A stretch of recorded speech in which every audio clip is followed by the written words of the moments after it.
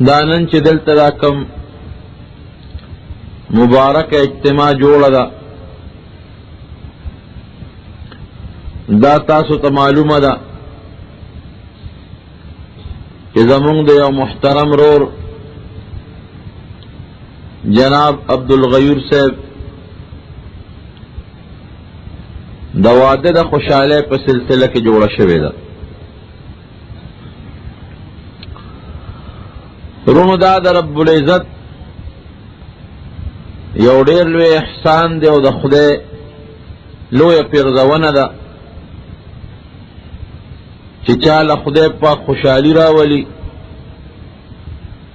او په هغه خپله خوشحالۍ کې د نیکۍ د مجلس د جوړولو توفیق ورکړي. غم او خوشحالي دواړه د الله په اختیار کې دي. په دنیا کې په انسان که مصیبت راولي دا الله راولي، که بیماری راولي دا الله راولي، که غم راولي دا الله راولي، او که په انسان باندې خوشحالي راولي او خادي راولي دا الله راولي. مسلمان هغه مسلمان چې دا هغه په الله ایمان دی،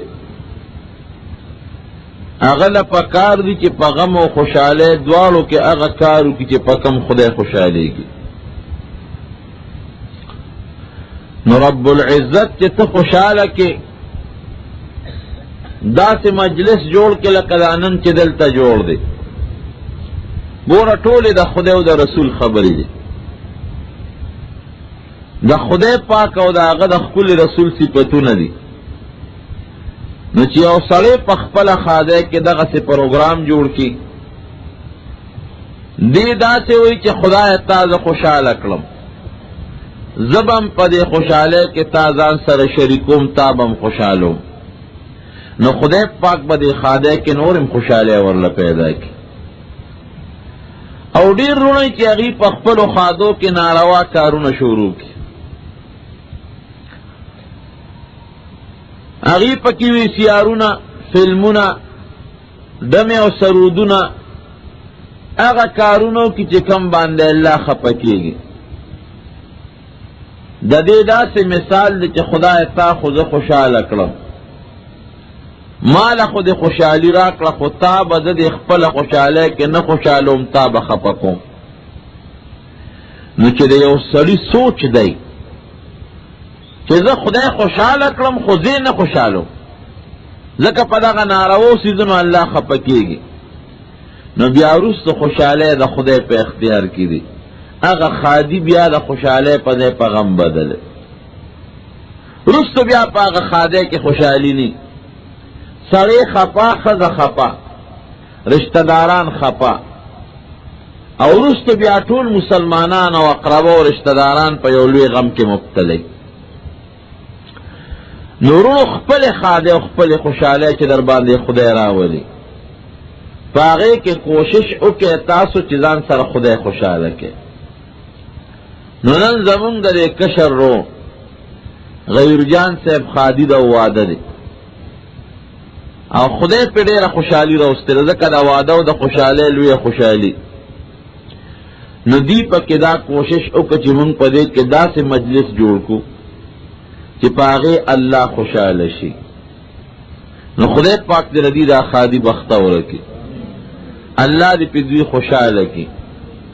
او په راتلونکي ژوند کې د خدای پاک په دې خوشحالو کې دوی له نورې خوشحالۍ پیدا کړي.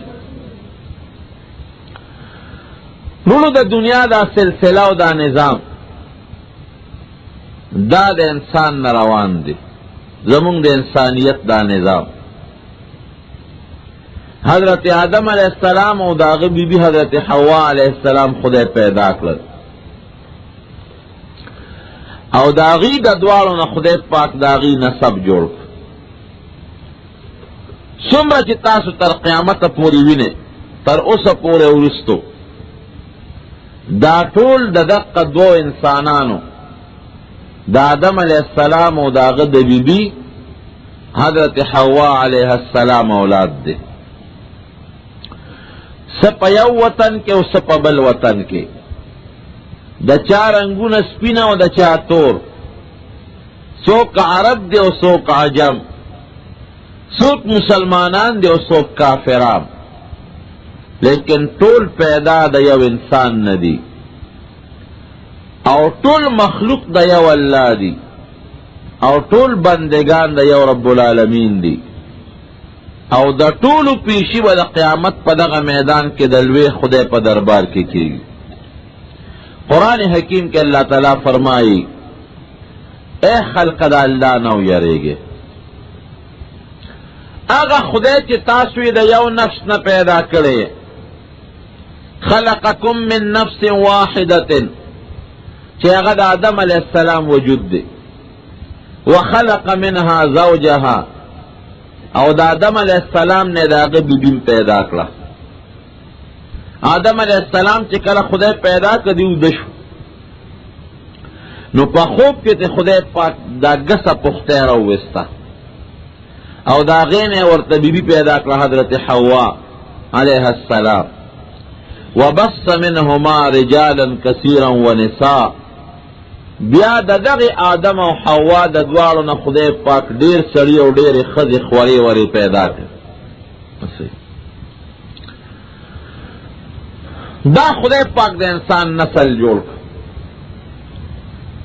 دا غیر پارا خدای پاک مختلف طریقے جوڑ کردی. زمون پا مسلمانانو کے خصوصاً دا نبی کریم صلی اللہ علیہ وسلم پا امت کے دا نکاح دا اخکل مزیدار طریقہ جوڑا دا. یو علک و جینے چے کلا وعدہ کئی دا دوار پا یو بل رامی، یو بل تے قتل نارواوی، یو بل لاس ورکول نارواوی، یو بل سر پا یو زی ناستا و پاستا نارواوی، یو بل سر خبر اتر نارواوی او لوی گونی. او چه دا نبی علیہ السلام دا وینا و دا خدای دا وینا مطابق دا دوارو منس کے دا نکاح عقدو شی پا یو دو منتا کے دا نکاح عقد کیگی، بیا دا دوارو خبر یو بل سر جیس شوی، دوار یو بل رواشو، یو زید دوارو ناستا جیس شو، یو بل سر لاس اولل جیس شو. دین دان دا زول گویرونو چه زمون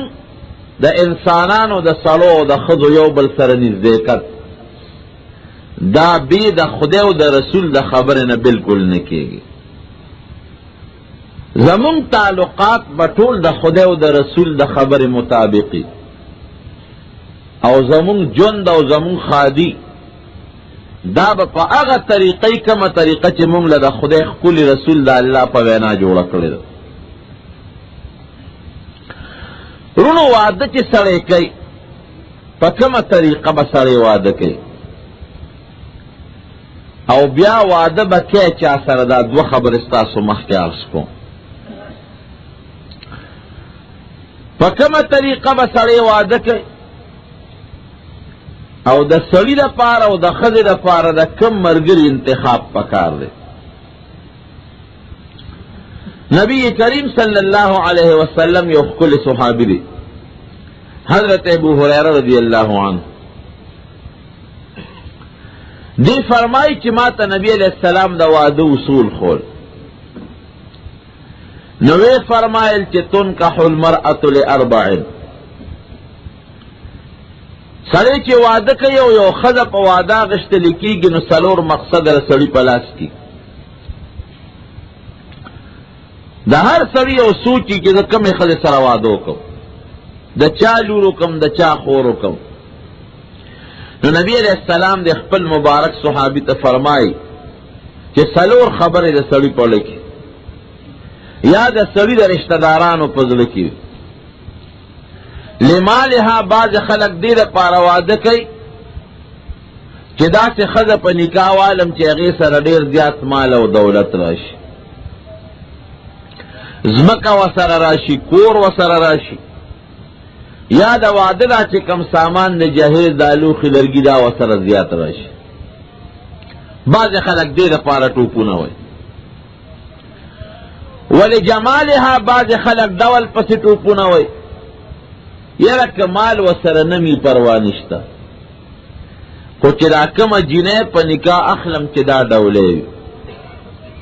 دا هلکم دا سوچ او دا هلک د مور او پلار او د خویندم دا فکر او سوچ ولحسبها بعض خلق دا سوچ کہ یرا کمال و سرنی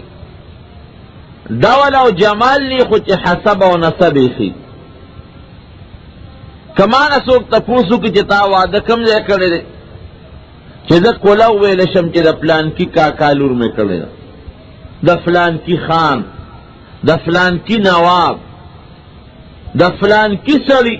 یو لوی نسب زه یادولی شم چې د هغه لور ده او د هغه خور ده او بعض خلک چې واده کوي د هغې ښځې سره کوي چې هغه دیندار وي لدینها یاره که ډول یې نی پروا نشته کمال یې نی پروا نشته روزي به الله ورکوي که حسب او نسب سنی اس پروا نشته د هر کور سره چې تعلق لري ټول د آدم علیه السلام اولاد دی خو یاره چې دین پکې وي دین څه ته وایي رونو منځ کوي روژه نیسي د خپل حیا او د خپل وجود خیال ساتي د ستر پابند دی خپل ځان محفوظ ساتي اخلاقی خی عقیده خی عملی خی کرداری خی نو سلور خبرش مال او جمال او حسب او دین نو نبی کریم صلی اللہ علیہ وسلم حضرت ابو ہریرہ رضی اللہ عنہ توس خیچ کما یوت پا نکاح والا فرمائی فاظفر بذات الدین تربت یداک اے ابو ہریرہ لاست پا خورو کے ککرشا دا پیغمبر علیہ السلام غدمین خیرے وے لاست پا خورو کے ککرشا تگوارے کا خزا کے دا نور سیزن پرید فقط دین والا خزا پا نکاح واقع چا دیندار خزا وقات اس کے دینمی او مالمی او حسبمی خودی رخ خبر سرور والا یوزے شدی رخ دا دری صفتون یوزے شدی رخ دا دو صفت یوزے شدی رخ دا خو دا سے خدای چوی رضیات دیندار دا پاک دامن دا دا سنت متبع دا او یر ڈول نشتا حسب نشتا مال نشتا دا نور دری بیا پریدو دی دین پسیو لگا دارونو زمون معاشره کې کتاسو نظرو کې او سوچو کې د چا په نکاح کې چې خدای دیندار خزر اوستی داغه جن جنتی جنت دا حقیقت ته ګوره دا خدای خپل رسول دروغ نه وی رښتیا او کدا چا په جن کې په مرګرتیا کې خدای بیکار خزر اوستی بد اخلاق او بدخوی او بيدینه یقینو کې د دنیا دا جن په جهنم او دوزخ روزانہ جگڑے پکور کے قرآن نوی لکھی گی من نکی گی دا بچو خوی خراب گاونڈیانو سر جنگ جگڑے سرخواق سر جنگ جگڑے دین الوی دوزخ پا دنیا کے بلکم حضرت ابو ہریرہ رضی اللہ عنہ دا پیغمبر علیہ السلام پا دیوینا عملو نو خدای پاک دا سی بی بی ورکلا چه اغا دا دنیا دا پاری و نمونو گردے دلا دیو فیصلہ کرے حضرت ابو ہریرہ رضی اللہ عنہ احادیث کے راضی کہ زما پکور کے بدا سے وقت نیچے پاگے کہ دا اللہ عبادت نشی دا لوی خبرت دا شپی بم زما پکور کے دا اللہ عبادت کی گی او دروازے بم زما پکور کے دا اللہ عبادت کی گی نو دروازے خو الحمدللہ زمون پا مسلمانانو پار کور کے دا خدا عبادت کی گی خود شپی اکثر کورونو کے خلقو دی دا شپا پا دری زائے تقسیم کرے وا دری میسا کی بدد اللہ عبادت کاؤ نو چو دی با کلو دا کیدن غلام بے پاس و وین دا بے پاس و لوی استاسو دا اللہ عبادت شروع کی دری میسا باغی دا اللہ عبادتو کو چه غیب استری شو دا کیدل بنو بی بی بے ورلا پاس ہولا چه دا اخیری دری مشپوستا دا اللہ عبادتو کو دری سے شپا تقسیم کرے وا یو شپا کے دا یو کے مریان و غلامان او پا یوش پکے خدے دا با یو شان دا پکور کے وچی دا ما پکور کے دا سے وقت یو سیکنڈ یو سات تیر نشی چی پاگے کے دا اللہ یاد نشی نورونو دا نبی کریم صلی اللہ علیہ وسلم دا وینا مطابق که څوک د ښځې انتخاب کوي رور لا یا زوی لا، هغه د کوشش وکړي چې داسې ښځه په نکاح واخلي چې هغه دیندار وي. د دینداره ښځې چې سبا اولاد او بچي پیدا شي هغه به هم دیندار وي. د مور د هغې خو د انسان دپاره لومبۍ مدرسه ده. ماشوم چې لومبۍ سبق وای په کوم سکول کې وای؟ د مور په غېږ کې وای. د مور د غېږ د دې ماشوم دپاره سکول دی، مدرسه ده او کالج دی. نو که مور دیندار یو نیکی په یو ښه سکول کې تربیت حاصل، او که مور بدعملی بېدینی نو سکول خراب دی، د مور مدرسه خرابه ده، د ماشوم تربیت به د اسلام نه خلاف کېږي. ماشوم چې لوی شي دی به هم بېدینی.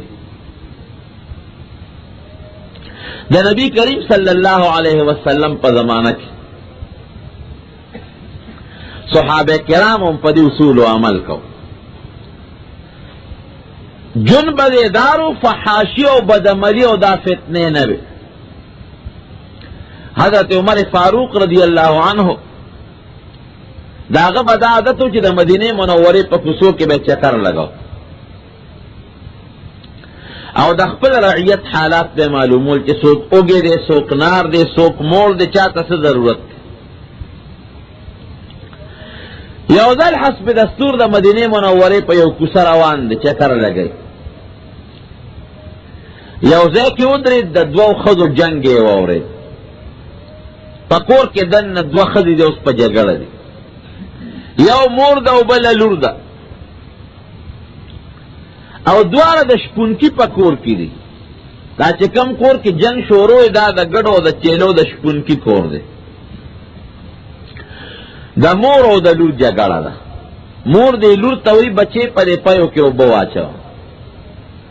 لکه عام خلک چې پی ډېرئ نو اوبه پکې اچوي. لور ورته وایي نه مورې پیو کې اوبه اچول خو ناروا دي. او زمونږ امیر المؤمنین عمر فاروق اعلان کړی دی چې که چا په پیو کې اوبه واچول او مونږ ته پته ولګېده مونږ به وله سزا ورکړو. دا غټه دوکه ده. مور ورته وایي وی لورې دلته مونږ نه عمر څه خبرېږي، عمر دلته کم دی. لور ورته وایي مورې که عمر نشته د عمر خدای خو شته که نه. دا لوی سوچ تېرونو ګورئ. که مونږ په زړه کې دا تصور قایم که چې مونږ یو ګناه کو او زمونږ یو لوی رب شته چې زمونږ دا ګناه ویني، چېرته به هم څوک د خدای خلاف ونه کړي. یو ماتحت بابو د افسر مخکې د هغه خلاف نشي کولی، چې افسر یې نه بیا خلاف کوي. نو یو بنده به د لوی خدای مخکې څنګه د الله خلاف وکړي. خو که دا مونږ ګناهونه کوو دا ناروا کوو نو زمونږ تصور خراب دی، زمونږ ایمان ګنده دی، ایمان هم پوره نه دی. زمونږ د خولې خبرې دي چې مونږ خدای ویني، مونږ خدای ویني، مونږ خدای ویني، او الله زمونږ د دې ګناه نه خبرېږي. که دا تصور زمونږ په حقیقت کې پړه کې راغی چې زه کومه ګناه کوم د دې نه الله خبر دی، هېڅوک به هم ګناه ونه کړي. دا لور ورته وایي وی مورې که خدای عمر مونږ نیني د عمر خدای خو مونږ یې نه خو رانه خبرېږي. حضرت عمر فاروق رضی الله عنه چې کله دا خبرې واورېدې کور ته لاړ. خپلې بیبي ته یې وویل د یو زوی حضرت عاصم رضی الله عنه وی دله دې زوی له به واده کوو. بیبي ورته وی ډېره ښه ده کوو به وله. وی ښه ما ولې یو جینۍ خوښه کړې ده. ته لاړه شه وګوره که هغه جینۍ واده شوي نه نو زما دې زوی له وغواړه. بیبي لاړه کور یې ورته وخو چې راله وی جینۍ خو واده شوې نه ده او ښه جینۍ او دینداره معلومېږي، خو دا ده چې د شپونکي په کور کې د شپونکي لور ده او ته خو امیر المؤمنین د مسلمانانو بادشاه. او یقینا حضرت عمر فاروق رضی الله عنه چې خدای کوم روب او دبدبه ورکړی و چې مدینه منوره کې به رقیده نو د شام د کسرا او د فارس او د روم ماڼۍ به خوځېدې. ته خو امیر المؤمنین د نبی علیه السلام خلیفه، نو ستا زوی هم داسې جینۍ په کار ده چې د یو لوی مضبوط صحابي لوري، د یو لوی انسان، د یو والي او د یو مشر انسان لور او خوري. وی ښځې نورې خبرې پرېږده خو د جینۍ دینداري ما ته معلومه شوې ده. زوی سره خبر او کړو بی بی سره اقد شپون کلور دیندار خپل زوی له پنیکا واغشت.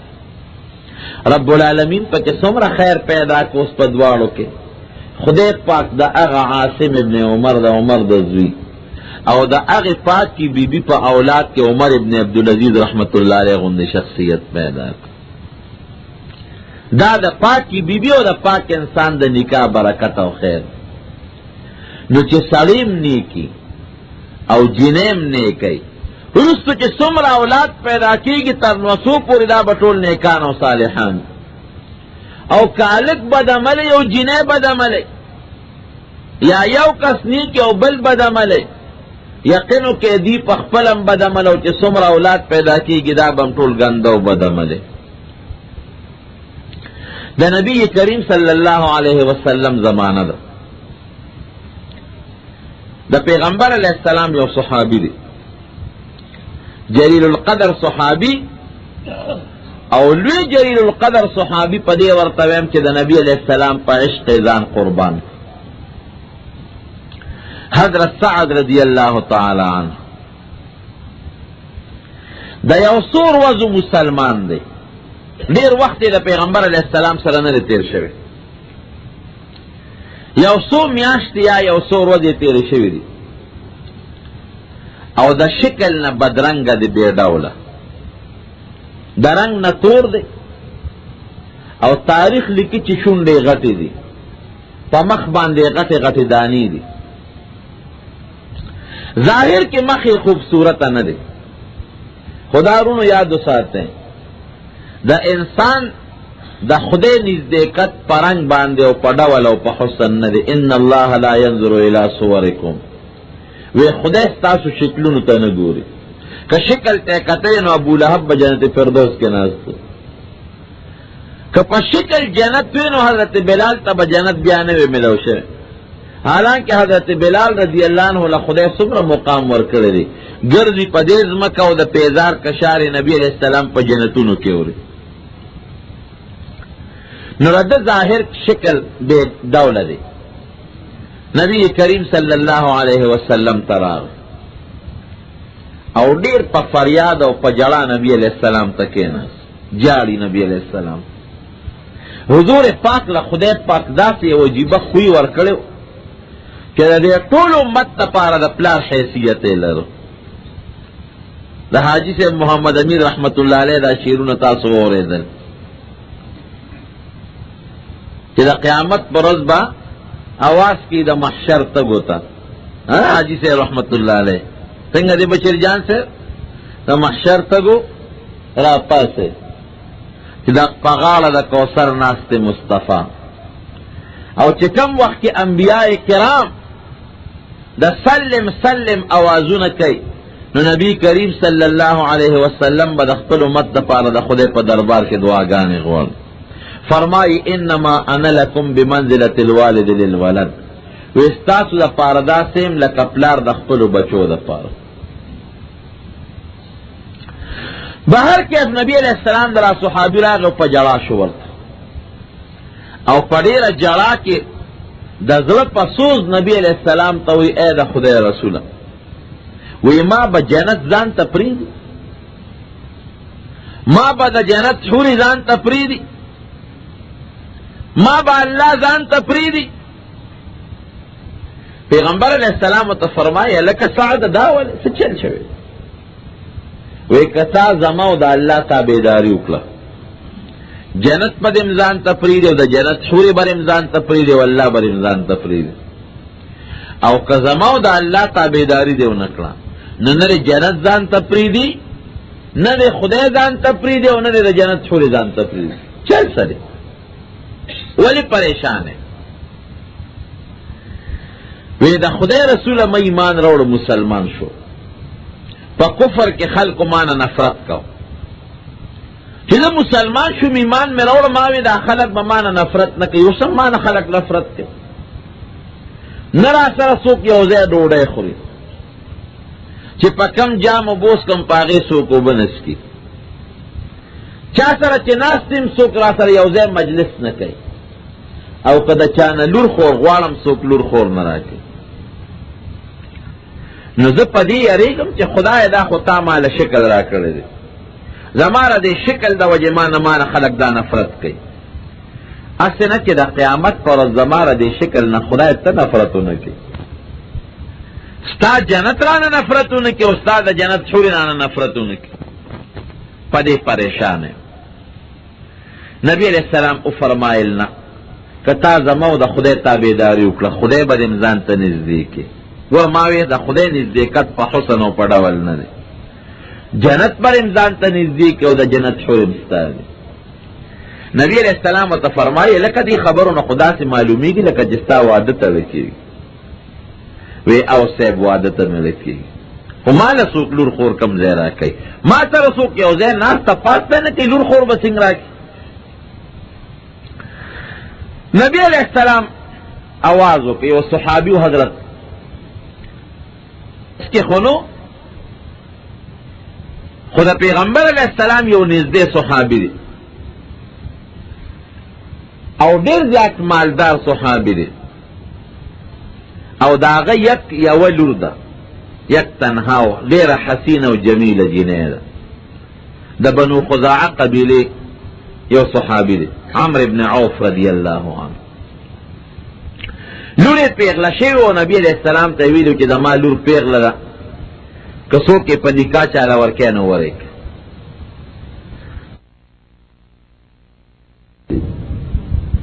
فلسطین کې ورشه وګورئ، تاسو وګورئ د فلسطینیانو اوس هم حالو به وګورئ. مونږ دلته دعاګانې ورته کوو چې خدای فلسطین مسلمانانو له بری ورکړي. تاسو هم کوئ، مونږ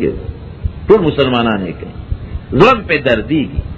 لیکن تاسو په میډیا باندې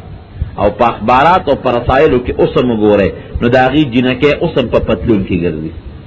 دا داسې که نه ده؟ اوس هم خدای ته توبه ونه وباسي، د خدای د قهر په لپیټ کې دي او د خدای او د رسول وینا څه ده؟ رب العالمین او د هغه د رسول وینا دا ده چې چېرته چا باندې عذاب راځي دا رده د عمل د وجې نه راځي. ډېرې د خپل عمل نه توبه وباسي نو د خدای عذاب به ختم شي. که مونږ زرها دعاګانې م کوو، که مونږ زرها لګیا یو د خدای په در کې جاړو، خو چې کوم قوم خدای نیولی د جلا غلم پکار ده. د یونس علیه السلام د قوم په سر عذاب راغی، د قرآن وینا ده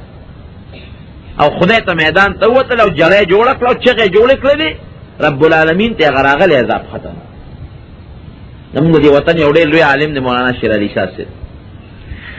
زما د والد صاحب سره ډېر نږدې تعلقات دي. هغه د دې بیت المقدس سفر کړی دی او یو خط ته هغه راغلی او په الحق رساله کې شایع شوی دی ډېره زمانه مخکې. او وایي چې زه کله لاړم بیت المقدس ته، دا لا د اسرائیلو په قبضه کې بیت المقدس نه دی راغلی، یک چاپېر علاقې د یهودیانو دي خو بیت المقدس لا د مسلمان په قبضه کې. وی زه چې لاړم بیت المقدس ښار ته نو ما د ښار د جومات سره خوا کې هوټل کې کمره ونیوه. په دې خیال مې ونیوله چې یاره زه سهار وختي پاسم او په دې جومات کې په لومبي صف کې مونځ وکړم. دا چا دا خواهش بیت الله ته هم سړی لاړ چې کوشش کوي چې د بیت الله سره خوا کې لومبي صف کې ما مونځ وکړم. وی وختي پاسېدم،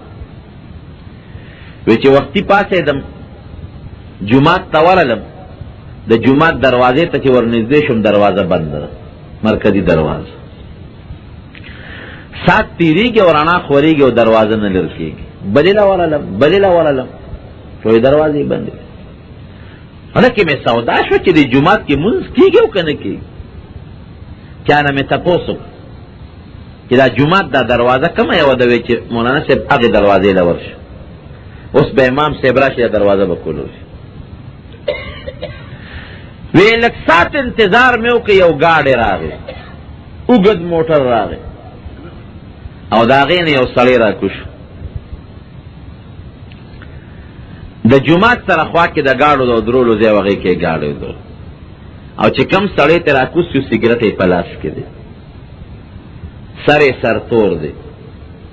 ګیره هم خریلی ده او بریت یې هم خریلی دي، مکمل سونا مونا چې څه ته وایي، ګیره او بریت او سر ټول خریلی. او لاس کی سگرٹ تے او داغا پتلون دو غاخی پرتو گیا چولے دا گاڑی نراکوس چو چابیانی رو استے رو جمعات دروازے کولو وی ما تیم دا سے نیغ نیغو کتل وی چی جمعات تا دے کل ننوات زم و پس ننواتم اس دی سگرٹ راکاگی کشو باسی دا سگرٹ نج بیت المقدس جمعات تا ننوات حیران خوشم چې خدای د جمعات خادم ته وګوره ځکه دروازه خو چې سوکلوي خدمتګار او دا غت کم وخت نو دا سیګریټ خو بار وګرځاوه لا نور سره نیم خبر وی جمعات ته چې نه وتم په جمعات کې چې کم دا پوړونه قالین دا دریغ وړېدلې دي د درو مخې ته د سیګریټ د بورې د غرزولو غلوخي پراته دي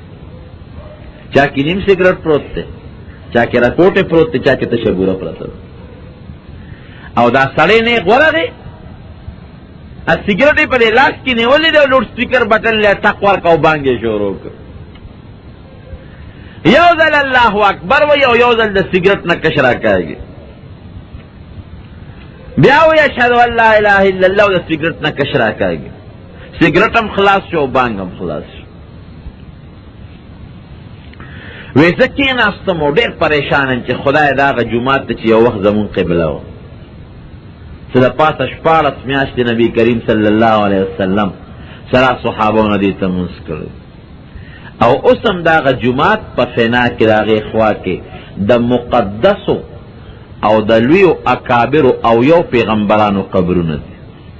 او یا پیغمبران محوی خواب دي دلته او هغه جمعات ته دا چې نبی کریم صلی الله علیه وسلم ته دلته د امام الانبیاء لقب ملو شوی دی یو لک سلیریشتو زرو پیغمبرانو ته نبی علیہ السلام دلته مونځ کړی دی د دې نه تللی اسمان ملأ اعلی بالکل طبیعت بدل شو وی خیر ناسته دې کې لږ غرار وشو یو بل ګاډی راغی هم د جمعات د دروازې مخې ته ودرېد چې مې وکتل د هغې نه بل یو سړی راکوش هغه سره هم سګرټ په لاس کې دی د هغه هم پټکې مټکې خو څه کوي ګیره برید سر ټول خریلی دي هم پتلون کې دی چې راغی مې چې دا به مقتدي وي چې څنګه رانږدې شو هغه بابا موسلی ته ور مخکې شو هغې خطیب و امام و او دا هغه د مصلی خوا کې هغه له بیل یو لوښی پروت و خپل سګرټ یې هغې کې کېښو دغه یو کس اقامت وکړو زه یو مقتدي شوم او یو امام شو په درې کسه مونځ وکړو هېڅوک منزله رانغلل وی چې مونځ نه فارغ شوم هوټل ته ورغلم بیره راغې ناشته یې راله راوړه وی هغه بیره داسې ما ته نیغ نیغ ګوري او ما ته وایي چې ته یهودي خو نه ما ته وایي وی ما ورته وی چې که زه وایم چې یهودي نه یم خو خبره خلاصه شوه که وایم چې یم خو دا ډېره لویه ګناه ده مسلمان به څنګه ځان ته یهودي وی ما ورته وی چې تا په څو پېژندم چې زه یهودي وی د یهودیانو هم غټې غټې ګیرې دي او ستا هم غټه ګیره ده نو ما ځکه در باندې ګمان د یهودي مې چې خدای را دې ښار نه مې زر وباسه د نبي علیه السلام د وینو د پیشنګویۍ مطابق په دې ښار د خدای غضب او قهر راتلو واله ښځې چې مې پکې ولیدې نو ټولې ښځې نیم عریان روانې وې دوکان کې چې کومه ښځه سودا خرڅوي هغه جینۍ ده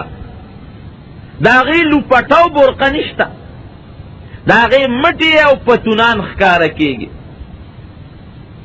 د خدای قهر او غضب ورې په یو قوم اسې نه راځي ان الله لا یغیر ما بانفسهم ما بقوم حتی یغیروا ما بانفسهم تر څو چې یو قوم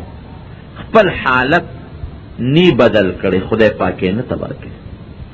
خپل ځان یې نی ټیک کړي نو خدای ټیک کوي نه عذاب والا قوم بلاول خدای ته جاړي تا نه دعا غواړي صدقه دې کوي خیرات دې کوي ورسره دې رب العالمین ته وجاړي چې خدای تا زه رانیولې ما نه غلطي شوې ده ما نه ګناه شوې ده نو خدای لاول خو زما د ګناه او غلطي معاف کې بیا به نه کوم وجاړه خدای ته چې ستا ګناه خدای معاف کې دعا به دې قبول شي نو په فلسطین ورشه وګوره اوسه پورې د خدای قهر او غضب نازل ډېر مخکې اخبار کې ما یو فوټو کتو څو کاله مخکې اخبار مې کتای کې یو فوټو او هغه ته اعلان دي کړ چې فلسطینی جنې په کانی باندې گزار کړي. لکه اخبار والا هغه فوټو کې دا خول چې یو مجاهد جنې ده او تاسو ته پته نه لګي چې اوس هغه خودکش حمله جنکه لګیا دي حمله کې. قسم دې اوس مې هغه منظر یاد دی، دا هغه جنې هغه فوټو ته چې مو قتل نه په پتلون کې مټې دومره ښکاره. نو ما وی خدای پاک به زمونږ دعاګانې د دې قوم په حق څنګه قبولې کړي. څومره فحاشي عریانیت او بېدیني چې د ښځو نه خورېږي.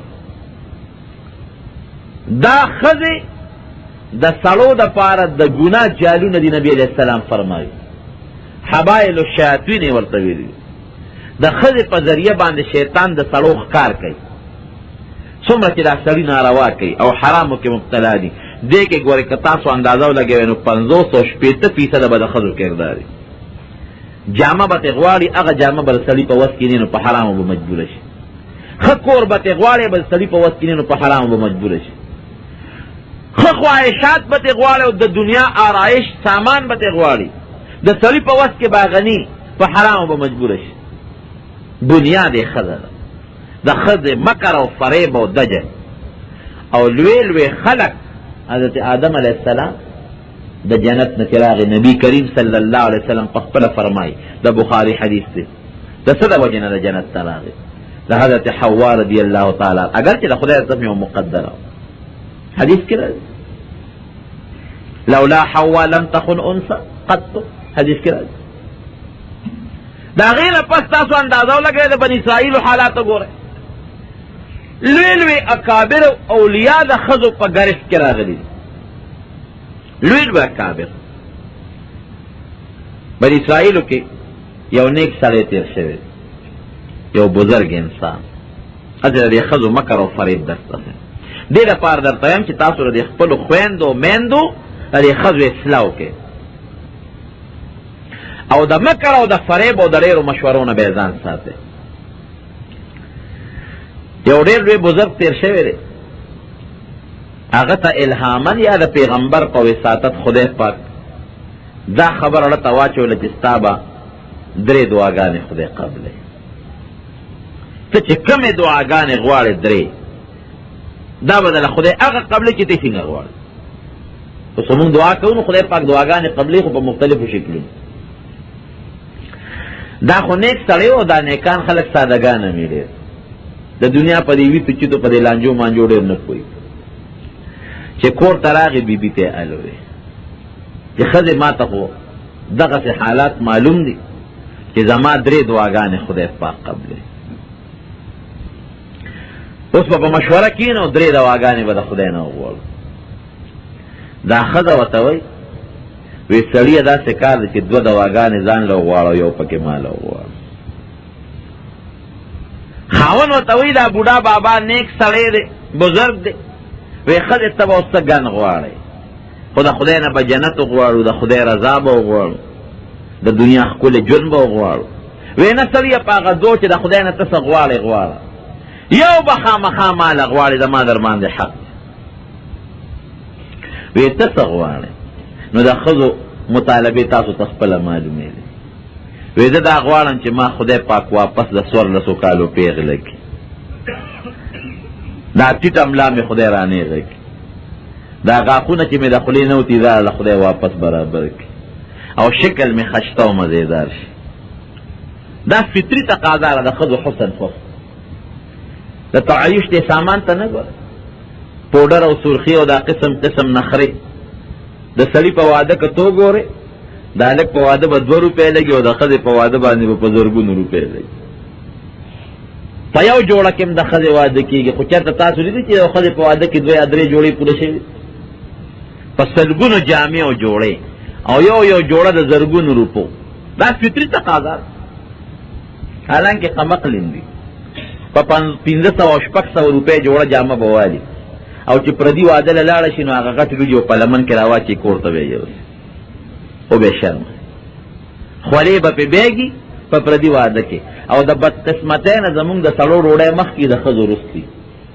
2 بجو ته 1 بجې ته د ښځو ډوډۍ ورسي، او بیا هغه غوښه مخه ته خلاصه شوې خوټ کېدلې روجې وله پخېږي. تندیله او مخله خو ګوتې وړي نه، هلته یې ځان له 2 نمبر مخ جوړ کړي، که رومال ولوړي خو هغه قصه پسې خرابېږي. کمقل شی دی جي، نیکانې ښځې ښه ښځې دي، خو اکثریت ته ښځو د نبی کریم صلی الله علیه وسلم وینا ده. دا دې لپاره درته وایم چې تاسو په دې دجل او فریب او مکر کې مبتلا نه هن ناقصات عقل و دین. پیغمبر علیہ السلام فرمائے وی عقل ام ناقص تے و دین ام ناقص تے. وی سیب دا عقل والی ناقص و دین والی ناقص. وی عقل خوزکا ناقص تے تاسو تا پتہ نہیں لگی کہ دا 2 خزو گوئی دا یو سڑی برابر، او دین زکا ناقص تے کہ ډیر وختونو کې داسې وختونه په زنانه راځي چې خپل مونځ او روژې پکې نه نیسي، مونځ پکې نه کوي. وی جنت ته چې لاړم، دوزخ ته چې لاړم، دوزخ مې ولید نبی علیہ السلام فرمایي نو اکثر پکې ښځې وي. دوزخ کې اکثریت ته ښځو. بیبیانې د تپوس کې د خدای رسوله د ښځې ولې زیاتې دوزخ ته دي؟ وی بې کفرهن، دوی ناشکره دي. وی یکفرن الله، وی د خدای ناشکره دي، وی نه یکفرن العشیر، د خاون ناشکری کوي. نبی علیہ السلام فرمایي او د خاون څنګه ناشکری کوي؟ وی لو احسنت الى احداهن الدهر، وی کټوله زمانه ښځې سره ښه سلوک وکړي، جامه پیزار چې د هغې خواهش دی وله راوړئ ټوله زمانه. ثم رأت منک شیئا، او بیا دومره غلطي در نه لدې ګوتې د بند دومره وویني، دومره لږه غلطي، نو څه وی؟ وی ما رأیت منک خیرا قط، یې سړیه تا نه خو ما په ژوند کې چې تاړو خیر نه دی لیدلی. دا نبی علیہ السلام فرمایي 1400 کاله مخکې. ناشکره شوې د خاون، نو ناشکري پکې ډېره زیاته ده. او دا حسن او د حسن طلب او د ښې جامې او جوړې دا د ښځو فطرت دی. نو ما دا سوال د خدای نه وکړه چې ما خدای پیغله کړي د 1400 کالو. دا خاوندو ته یې سړی ښځې د مرګ په غاړه تم ولاړې او زم ولاړې. نیک بخت چې ته د خدای نه به د خدای رضا وغواړو، جنت به وغواړو، نیکان صالحان اولاد بچي، داسې قصې پسې به وغواړو. دا ته څه کوي؟ وی نه بس ته په دې 2 دعاګانو چې څه غواړې غواړه، خو ماله به دا یو غواړې، زما د باندې حق. سړی یې مجبوره که سړی د ښځې نه مجبوره؟ خدای ته سوال وکړي خدای 3 دعاګانې خو ته قبله یو زما د ښځې دپاره قبوله کړه. دا پیغله کړه 1400 کالو جینۍ، خو چې داسې جینۍ شي چې د دې نه خوبصورته بل پرې علاقه دنیا کې دي. خدای وعده کړی او مقصد ته جوړه شوه، چې جوړه شوه څو ورځې تېرې شوه، چې تېرې شوې اوس دا د خپل خاوند ته وایي بوډا بابا ته چې سړی یو فیصله کړه. ښځې بیا سړی وی داسې کار دی چې ما ته مو ګوره او ځان ته مو ګوره، زه پیغلم او جینۍ او ته دا 80 کال وي قبر کې د خپې ویزان دی. ما پرېږده چې ته بل ځوان خاوند وکړم او ته ځان له چې ته بله ښځه ګوره. همقل شی دی ما درته وکړو. بوډا بابا ورته غوسه شو نیک سړی، وی ښه دا دعا ما دې دپاره کوم، تا به اوس زه پرېږدم بل خاوند پکې او زه به ځان له بله ښځه ګورم. په انسان خو دا غوسه راځي فطرته، خیرې یې ورته وکړه، هغه دویمه دوا استعمال کړه. وی خدای زما دا ښځه دا غزول حال نم بتره کړي، مخکې چې څنګه چې ښه بوډۍ شي، ښه په بد شکل شي. غوسه شوه چې ته د ښکلي شکل د وجې نه په ما نخرې کړې، ودرېږه چې دا شکل درته اوس برابر کړه. همقسې ته جوړه شو چې ته جوړه شو، اوس یې سړیه دا دې رانه څه جوړ کړه، په ټوقه پېږې او که نه پېږې، زمانه څه جوړ کړه، غوبل یې ورسره جوړ کړه. هلته کې زامن ده اوچت شو، بابا زمونږ د مور باندې څه نخرې دې جوړې کړې، کله چې 1400 کال او کله د 80. دا تا دا بزرګي او عبادت دې خبرې ته ورسو. هلته اوښیان ورپسې راغله، لغې غوبل جوړ کړه، زمونږ د خور نه دې څه جوړ کړه. دې غریب په دوه کې حیران دی چې خدای دا څه غلطي وشو. وی ښه خدای پاکه بس هغې وایي چې هغه مخکې څنګه واغسې هغه 14 کلنې په شپه غورده وه، خو چې دې غم نه خلاصه شي. وی خدای چې بس مخکې څنګه وه هم هغسې که دواګانې 3 واړه لاړې او ښځه همغسې پاتې شو. دا د ښځو دجل او مکر او فریب. مشوره به ورسره کوې، ګورې دا نه چې مشوره به نه کوې، خو بیا چې فیصله کې نو د خدای او د قانون د رأی مطابق به فیصله کې او بتا ته وی لاړ شه شابه سړیه شابه لاړ شه له دا ماشومان ټول ورځ پردو کوڅو کې دغه بلا پسې ګرځي یو ورته چې ترا پیدا ته به تلې غټي وری په وګړو کوړه به دا ماشومان له نه ګور ماشومان خو دې پردو کوڅو کې ګور دا تخپل ضرورت په ناروا بساري ګرځي دا تاسو بنیاد ولټوي قسم دې دا زمونږ د پښتانه خو ډېر ښه دي ډېره ګزاره ده پکې او ډېره حیا ده پکې تاسو لاړ شئ وګورئ سړی لکه د نوکر غوندې د دوکان نه بار ورته ولاړ او ښځې په دوکانونو کې دوکاندارانو سره څوکۍ کې دا کم ایمان او کم غیرت او کم پښتو او زمونږ د پښتنو هغه زوړ ماحول به مو ګورو هغه بورقتې هغه ټوپۍ به پکې وه هغه اوس شته نشته من حیث العموم ختم شوې ده اوس هغه ټوپۍ پورې زمونږ د وطن دا ښځې خاندي غټ پړونه او غټ څادرونه شته نشته ختم اوس نری نری څادرګي د دین مسله اوس واورئ او دا خپلو زنانو ته بیان کې چې ستاسو غاړه پې خلاصه شي نبی کریم صلی الله علیه وسلم فرمایي د قیامت په نښو کې یوه نښه دا ده چې ښځو به جامې اغوستې او بربنډې به هغې ته خو دا صحابه خو دا دور نه ولید وی د خدای رسوله جامه به اغوستې بربنډې جامه به اغوستې کاسیات عاریات جامه به اغوستې بربنډې به مائلات ممیلات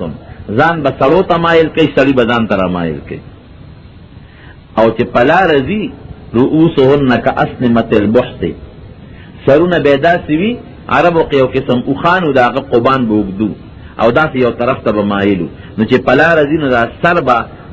یو ښي طرف ته یا ګس طرف ته کوب وړي دې دپاره چې دا سړي راته رامایل شي او راته وګوري نبي علیه السلام فرمایي دا زناکارې ښځې دي بدعمله ښځې دي د ښځې ژوند څه دی کور کې به ډول کوي او د کور نه بار به ډول نه کوي نن د ښځو ژوند څه دی کور کې ډول نشته ختم او د کور نه بار چې وځي نو کم حسن او کم ډول استعمالوي د نبي علیه السلام د وینا خلاف شو که نه شو د کمې ښځې زنانه چې د سر دا ویښته ښکاري دا مری ښکاري دا سټې ښکاري دا لیچې ښکاري د دې ښځې منځ په دغه حالت کې بالکل ناجایز بالکل ناروا دا د سیپونو او د جارجت دا نری دوپټه چې ښځو په سر کړي وي د سر ویښتې پکې ښکاري که نه ښکاري او جواب راکړي ښکاري که مری او سټ پکې ښکاري که نه ښکاري او اوسنی چې کوم نری لباس راغلی دی دا مټې پکې ښکاري دا لاندې د پنډو نه لاندې دا نلي او دا څیزونه پکې ښکاري دې کې د ښځې مونځ د کم ځای نه وشو ناخن پالش او نوک پالش د ښځو دپاره لګول بالکل حرام دي دا به مونځ کوي که به نه کوي چې دا اودس کوي او داسې نه کوي که دا لاندې او غسل ورباندې واجب یې هغې نه نه پاکېږي د هغې په ځای د ښځو دپاره نکري دي څه نکري دي پورې شریعت تاویل سر کټ کول د ښځې دپاره قطعا حرام او ګناه ده نن زمانه کې ښځې سر کټ کوي که نه کټ کوي بلکې دومره عجیبه دور دی څو میاشتې مخکې د چا نکاح له بوتلی وم حیات آباد ته ناستو د نکاح په تقریر کې زما یو شاګرد و د هغه دوستان ډېر خلک راغلی قسم دې داسې وجود مې وبوبنېد خدای دې خلکو کې حیا څه شوه ناستو د نکاح په تقریب کې د دنیا خلک راغونډو خواړو چا څه پروا نه ساتله مې دا عادت خلک ناوخته شو هغه مولانا صاحب ته ما ویل دا خو ناوخته دی هغه پاسېد هغه د جینۍ یار ورو یا پلار راغی ما وی صاحب ناوخته دی وی جي لږ صبر وکړه هغه جینۍ تلې ده څه نوم یې واغېست بیوټي پارلر که څه ټکې واغېست هغې له تلې ده راځي الله اکبر تپوس مې وکړه دا نوم خو ما م اورېدلی ته لږ ډېرې پېژنم هم خو دې کې مقصد څه دی وی دا سر ویښته مېښته او دا قصه برابر وه هغه مجلس کې لسو دولسو کسانو خبره واورېده سپروان پې چونه لرل دا د مسلمانانو جون دا ټي وي کیمرې چې کوم وخت کې راوي د واده پر ورځ ا د جنې تصویرونه هم پکې والي او دا غنور جنه کوم وسره والي اخباراتو کې مراشي پکې لیکلي دا جنې او دا هلک او د خپل اقربا هغه اسلام خو به یو طرف ته کوا زمونږ پښتو غیرت او حیا څه شو د خدای قهر چې نازلېږي رونو په فحاشۍ او په بدعملۍ به نازلېږي که مونځ نه کوې خدای به سره ګزاره وکړي ګناه ده خو به کړي در سره که زکات ته ورنه که ګناه ده خو ګزاره به در سره وکړي غټه ګناه ده نیسي به دی خو د دنیا د عذاب نه به څه ګزاره در سره وکړي خو که فحاشي او بدعملي کم قوم شروع کړه دغې قوم ته من حیث العموم خدای نظر نه کوي د رحمت د خدای قهر او غضب به پرې نازلېږي په دې خادو په دې ودونو کې هلکان او سړي په یو کور کې او یو کوڅه کې یو بل سره ناست پاست دي او بیا زمونږ په وطن کې پخوا به ښځو له وراګانې بوتلې داسې به وکړه ورا به یې بوتله ښځو زه ټیک ته جینکې یو بل ته راغونډې شي او شمې ممې بلې کړي او لاسونه ماسونه وپړقي په کور کې دننه را یو خوشحالي رکوي اوس مې اورېدي چې هلکانو له وراګانې بوتلې دا پکې بېله نخره ده هلکانو یو بل ته پیل یو سی به زنځیرونه او شلنګا شلونګي شروع دا حیا څه شوه هغه ایمان څه شو غیرت څه شو ولې په دې د هلکانو پلاران او دوی خپلوان نه خبرېږي مشران نه خبرېږي مونږ پې نه خبرېږو مونږ پې غلي یو خدای به مونږ نه هم د قیامت په ورځ تپوس کوي نو خبره مې دې پورې کوله رونو د دې اصلاح به څوک کوي تاسو به یې کوئ جامې جوړې دا په خپلو زنانو له اخلي زنانه په جامو په جوړو په سپلو په کېړو پسې بازار ته ملېږي خپله وله جامې اخلي خپله وله جوړې اخلي خپله وله سامانونه اخلي د یو زنانه او بیا د یو پیغلې یا د یو جینۍ وتل بازار ته دا ګوره ډېره غټه ګناه ده خدای دې تاسو او مونږ ټولو سره که چا کړي خدای دې ورته معافي نصیبه کړي نو ما خبره دې پورې کوله چې الک دیندار او جنۍ دیندارې ژوند به خوشحاله هغه د صحابي لور جنۍ دا خبره واورېده وی مور یې رشته م ولې واپس کړه وی په دې م واپس کړه چې د سړي دا شکل دی دا شکل جنۍ ورته وی دا م ولې واپس کړه دا رالېږلې چې او دا هلک وی مور بچې نبي علیه السلام وی ښه کومه رشته چې ما له د هغې انتخاب د دواړو جهانو سردار کړی دی وی زما د قسم په خدای وي چې هغه ما له د ډېرو ښکلو خاوندانو نه بهتر دی شا به یې واپس وکړي نکاح ورسره زه کوم بس زما قبول و منظور عمرو ابن وهب رضی الله عنه ورپسې را واپس یې کړي هلکه مونږ خو د خپلې لور د وجې وي چې تا سره به ګزاره ونه کړي خو زمونږ لور در سره خوشحاله ده زه نبي علیه السلام ته ووایه لال پیغمبر علیہ السلام ته عالم وی سیب کارو شو وی مہر به ورکې وی جی مہر څه ته وایي وی مہر دا دی چې ښځې له به خامخا څه کالې څه پیسې څه شی به ورکې وی زه خو صاحب د دغه یو څادر مالک یم چې د پرتوګ په ځای مې ځان نه تو کړی دی نور خو ما سره څه نشته هلکه مہر نشته هسې ودونه کړي پیغمبر علیه السلام یو صحابي راوغوښت وی ستا څو کوره دي وی صاحب دوه یو کور دله ورکړه او بخوت وی صاحب مې بخوت کور کې وشو وی لاړ شه حضرت عثمان رضی الله عنه پسې عبدالرحمن ابن عوف رضی الله عنه پسې او حضرت علی رضی الله عنه پسې ما ورته یاد کړه 200 درهمه ته غواړه چې درله درکړي لاړ 200 درهمه یې د یو نه راوړل 600 درهمه پیغمبر علیه السلام ته کېښود وی داسې وسوکه چې دا 300 درهم ستا د ښځې مهر شو ګوره ټول انتظام به د نبي علیه السلام او په 300 درهم بازار ته لاړ شه ځان له ښځې د جامې جوړې واله د کور د کم سامان یې غم واله ځه سړی لاړ دکان ته لاړ 300 خو یې د پلو پورې غوټه کړې او 300 یې یوړې دکان ته وخت چې ځان له ښځې د واده سامان دکان کې ولاړ د دې کې اواز واورېد د دمامې اواز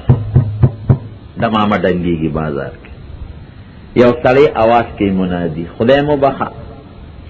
نبی علیہ السلام جهاد ته لاړ فلانکې علاقې که څوک د نبی علیہ السلام په ملګرتیا کې جهاد کول غواړي خو په دې شرط چې سامان جنګ ورسره خپلي نو جهاد ته دې لاړ شي دې صحابي چې دا خبره واورېده غوږ یې ورته داسې لاس په غوږ کېښود چې خدای پاک یو طرف ته اوس د ښځې انتظام د واده دی، بل طرف ته نبی علیہ السلام جهاد ته لا هغه باندې به تورې بریږي او زه به دلته کې واده کو، هغه د تورو لاندې به میدان جنگ کې زه به خپلو خوشحالو کې دا چرته کېږي. په سوچ کې پرېوت هغه سړي دوباره اعلان وکړه بازار کې روان، خدای مو بخښه نبی علیہ السلام پلان کې علاقې ته جهاد له لاړ، که څوک ورسره تلل غواړي خو چې سامان جنگ خپل اعلان دی. بیا په سوچ او فکر کې پرېوت، هغه بیا اعلانونه کول، بس دا دوکان نه راکوز شو، چې راکوز شو په هغه 300 درهم او په هغه نورو پیسو یې ځان له اس واغشت، د جنگ سامان یې واغشت، توره زغره غشي مشي چې کم په جنگ کې لګي د جهاد سامان، او یو نقاب یو رومال یې واغشت چې په هغه یې د خپل مخ وتړ، صرف سترګې ښکاري باقي ټول مخ پټ. په اس باندې سور شوار سې په ځای پرېښودل، هغې ښځې خپله قرباني وکړه، هغه جینۍ نیکه وه، اوس رب العالمین هغې ته هم د خپلې نیکۍ صله میلاوي، ممکن ده چې وروستو مستقبل کې بیا خوشحاله نه وه. لاړ جهاد، جهاد یې صاحب شروع، تاریخ لیکي داسې زبردست جهاد یې وکړ چې د کافرو په دې میانځ کې به ننوتېده، او داسې توره ورسره وه چې داسې دواړو طرفو ته به یې چلوله، د کافرو داسې پرې یې وغورځول، څوک یو خوا مړ او څوک بل، خو مخ یې تړلی صرف سترګې ښکاري. یو صحابه د یو بل نه تپوس چې لکه دا سړی څوک، یا وایي دا خو مونږ نه پېژنو، هېڅوک یې نه پېژني. حضرت علی رضی الله عنه وایي یاره دا چې ته نو مسلم دی، نوی مسلمان راغلی، خو څومره فایده چې ده مونږ ته نه رسوله دومره مونږ ته چا هم نه ده رسوله. پیغمبر علیه السلام له یو صحابي راغی، وی د خدای رسول یو نوی مسلمان راغلی او زبردست مجاهد دی، د دشمن دی صفونو کې نه نوځي او بلا کافر مردار کړ. وی کم دی؟ وی هغه مخامخ په اس یې سوړ، نو ده د لاس دغې وخت کې ښکار